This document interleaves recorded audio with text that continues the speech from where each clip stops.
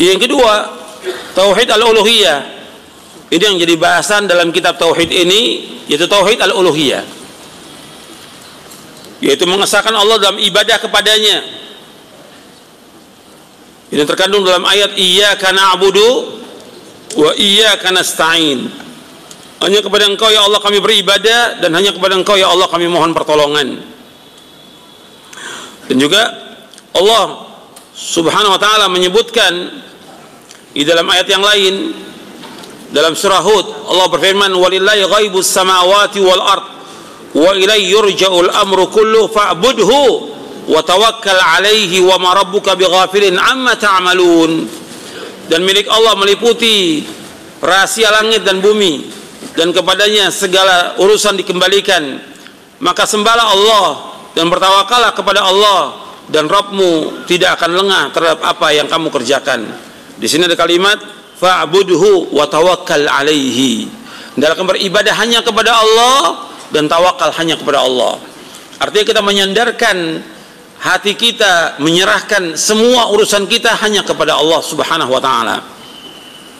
Kemudian dalam surah Hud ayat 123. Kemudian dalam surah Maryam ayat 65 itu disebutkan tentang 3 macam tauhid. Dalam surah Maryam ayat 65 disebutkan tentang 3 macam tauhid. Rabbus samawati wal ard wa ma bainahuma fa'budhu wastabir li'ibadatihi hal ta'lamu lahu samiyya. Dialah Rabb yang menguasai langit dan bumi dan segala yang ada di antara keduanya, maka sembahlah Allah dan berteguh hatilah dalam beribadah kepadanya. Apakah engkau mengetahui ada sesuatu yang sama dengan Allah? Di sini disebutkan yang pertama tentang rububiyah dari kalimat Rabbus samawati wal ard wa ma bainahuma, bahwa Allah Rabb yang menciptakan langit dan bumi, memiliki langit dan bumi di antara keduanya. Allah yang mengatur semuanya. Ini rububiyah. Yang kedua, fa'budu wastabir li'ibadati. Ini tauhid al-uluhiyah yang kedua. Beribadah kepada Allah dan sabar dalam beribadah kepadanya. Disuruh kita ibadah kepada Allah dan disuruh sabar dalam beribadah kepada Allah. Harus sabar dalam ibadah kita kepada Allah, tantangannya banyak. Dakwah ini ibadah, nuntut ilmu ini ibadah, melakukan amal soleh ini ibadah. Maka kita harus sabar. Dalam thalabul ilmi harus sabar, dalam mengamalkan ilmu harus sabar, dalam mendakwakan ilmu harus sabar. Maka disuruh fa'budu wastabir li'ibadati, beribadah kepada Allah dan sabar dalam ibadah kepada Allah. Kemudian yang ketiga, hal ta'lamu lahu samiyya, apakah engkau mengetahui ada sesuatu yang sama dengan Allah? Ini berkaitan dengan tauhid asma wa sifat, karena Allah tidak sama dengan apapun juga dan dengan siapapun juga. Laisa kamitslihi syai'un wa huwas samiul basir. Laisa kamitslihi syai'un wa huwas samiul basir. Dalam surah Asy-Syura ayat 11, tidak ada satupun yang sama dengan Allah, dan Allah itu maha mendengar dan Allah itu maha melihat. Seperti ayat yang antum sudah hafal, walam yakun lahu kufuwan ahad. Enggak ada satupun yang sama dengan Allah, enggak ada satupun yang setara dengan Allah, enggak ada satupun yang semisal dengan Allah, enggak sama dengan apapun juga. Kita wajib menyebutkan tentang semua nama dan sifat Allah yang sempurna bagi Allah Subhanahu wa ta'ala. Tauhid al-uluhiyah, tauhid al-ubudiyah merupakan permulaan agama dan akhirnya. Tuh, perhatikan di sini. Di halaman 7, tauhid ini, tauhid al-uluhiyah merupakan permulaan agama dan akhirnya, batinnya dan zahirnya. Tauhid juga sebagai perkara yang didakwakan oleh para rasul pertama kali dan terakhir kali. Tauhid ini tidak lain makna dari kalimat la ilaha illallah, karena ilah ialah yang disembah, diibadahi dengan rasa cinta, takut, pemuliaan, pengagungan pada segala jenis ibadah. Karena tauhid inilah makhluk diciptakan, para rasul diutus, kitab-kitab diturunkan, dengannya juga umat manusia terbagi menjadi mukmin dan kafir. Maka orang yang bahagia di surga dan ada juga orang yang celaka di neraka. Artinya dengan tauhid ini Allah menciptakan seluruh makhluk.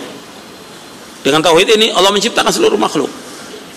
Dengan tauhid ini Allah Subhanahu wa ta'ala mensyariatkan jihad Dengan tauhid ini ada orang yang beriman, ada orang yang kafir. Dengan tauhid ini manusia akan dihisab nanti pada hari kiamat. Dengan tauhid ini manusia akan ditimbang amalannya pada hari kiamat. Dengan tauhid ini manusia akan digiring yang berhak untuk masuk surga, dan juga orang-orang yang menentang yang berhak untuk masuk neraka. Dengan tauhid ini, makanya ancaman para nabi dan para rasul alaihi wassalam mengatakan kepada umatnya setelah mereka mengajak mentauhidkan Allah, mereka mengatakan, inni akhafu alaikum adzab yaumin azim. Sesungguhnya aku takut kepada kalian azab di hari yang besar nanti. Artinya kalau kalian tidak mentauhidkan Allah, tidak mengikhlaskan ibadah kepada Allah, kalian berbuat syirik, kalian pasti akan diazab oleh Allah. Diazab di kubur dan juga diazab nanti di neraka. Kalau orang-orang musyrik kekal dalam neraka selama-lamanya, kekal dalam neraka. Dan itu diingatkan oleh para anbiya wa rasul dalam dakwahnya. Di samping memberikan basyir, kabar gembira dengan sorga bagi orang-orang mentauhidkan Allah, mereka juga memberikan nadhir, indar, ancaman kepada orang-orang yang tidak mentauhidkan Allah. Dan dakwah ini harus terus berjalan seperti ini. Artinya menjelaskan tentang tauhid. Maka di awal-awal di surah Al-Baqarah di ayat 21 Allah berfirman, ya ayuhan nasu ubudu rabbakumul ladzi khalaqakum wal ladzina min qablikum la'allakum tattaqun. Wahai manusia, beribadah kalian kepada Rabb kalian yang telah menciptakan kalian dan orang-orang sebelum kalian agar kalian bertakwa kepada Allah. Di ayat ini menyebutkan ya ayuhan nasu ubudu rabbakumul ladzi khalaqakum. Wahai manusia, beribadah kepada Allah. Adalah kalian mentauhidkan Allah yang telah menciptakan kalian. Allah menyebutkan tentang tauhid al-uluhiyah dengan tauhid ar-rububiyah. Artinya untuk melaksanakan tauhid al-uluhiyah, Allah sebutkan tentang rububiyah.